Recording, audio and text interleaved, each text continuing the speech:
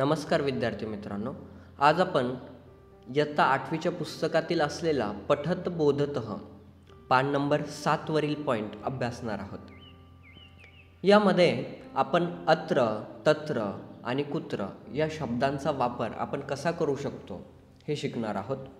सर्वप्रथम आपण या शब्दांचे मराठी अर्थ जाणून घेऊया। अत्र म्हणजे इथे, त्यानंतर आहे तत्र, तत्र म्हणजे तिथे। प्रश्नार्थी शब्द आहे कुत्र, कुत्रचा अर्थ होतो कोठे। हा जो कुत्र शब्द आहे तो प्रश्नार्थी शब्द आहे, कुत्र म्हणजे कोठे। बघा, खालील चित्राच्या माध्यमातून आपण समजून घेऊया।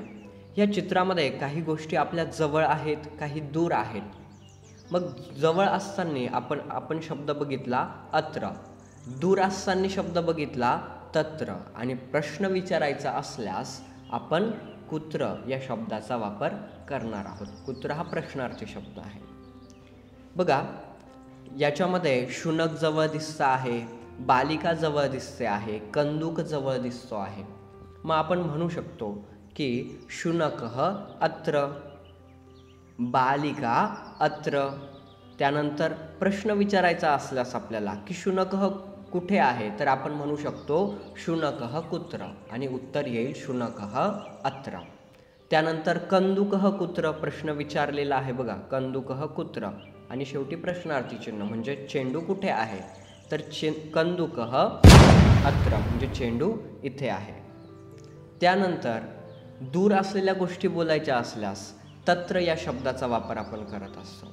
तत्र म्हणजे तिथे किंवा तिकडे। बघा, वृक्ष तत्र, गृहम तत्र, त्यानंतर पर्वत दिसतो आहे, मग पर्वतः तत्र, वृक्षः तत्र। प्रश्न विचारायचा आपल्याला की नदी कुठे आहे, तर आपण प्रश्न विचारताना काय प्रश्नार्थी शब्द आहे कुत्र, म्हणजे नदी कुत्र म्हणजे नदी कुठे आहे, तर नदी तिकडे आहे।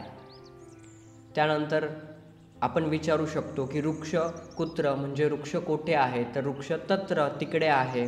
बालिका कुत्र म्हणजे मुलगी कुठे आहे, तर बालिका अत्र, याप्रमाणे। त्यानंतर अजून काही शब्द दिलेले आहेत बघा, वदत, अत्र, तत्र, कुत्र, अन्यत्र। अन्यत्र म्हणजे काय, दुसरीकडे।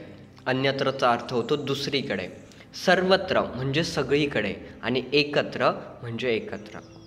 त्यानंतर बघा, वायुः कुत्र, वायू कुठे आहे, वायू म्हणजे वारा, हवा, हवा कुठे आहे, तर हवा सगळीकडे आहे। मग आपण म्हणू शकतो की हवा सर्वत्र, हवा काय येईल सर्वत्र, वायू सर्वत्र। त्यानंतर प्रकाशः कुत्र, प्रकाश कुठे कुठे आहे, प्रकाश सर्वीकडे आहे म्हणजेच सर्वत्र, प्रकाशः सर्वत्र।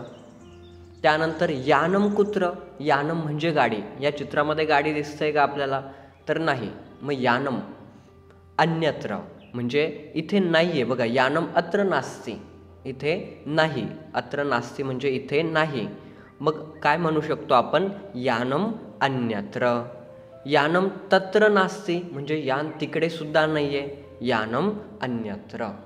यान इथे जवळ सुद्धा नाहीये, दूर सुद्धा नाहीये, म्हणून आपण काय म्हणू शकतो, अन्यत्र, दुसरीकडे।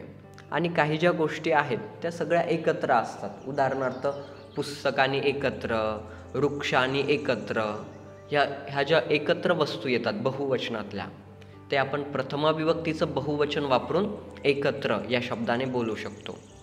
उदाहरणार्थ आपण बोलू शकतो बघा, पुस्तक जवळ असेल तर पुस्तकम अत्र, पुस्तक दूर असेल तर पुस्तकम तत्र। प्रश्न विचारायचा आहे की पुस्तक कुठे आहे, तर पुस्तकम कुत्र। दुसरीकडे पुस्तक असेल, आपल्या जवळ पण नसेल, दूर पण नसेल, आणि दुसरीकडे असेल, तर आपण म्हणू शकतो पुस्तकम अन्यत्र।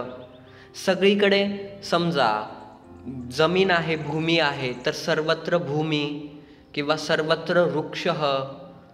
आणि एकत्र ज्या गोष्टी असतात, जसं मराठीमध्ये आपण एकत्र वापरतो त्याप्रमाणे आपण एकत्र शब्दाचा वापर करू शकतो। विद्यार्थी मित्रांनो, व्हिडिओ आवडला असेल तर मित्रांना नक्की शेअर करा आणि चॅनललाही सबस्क्राईब करा। धन्यवाद।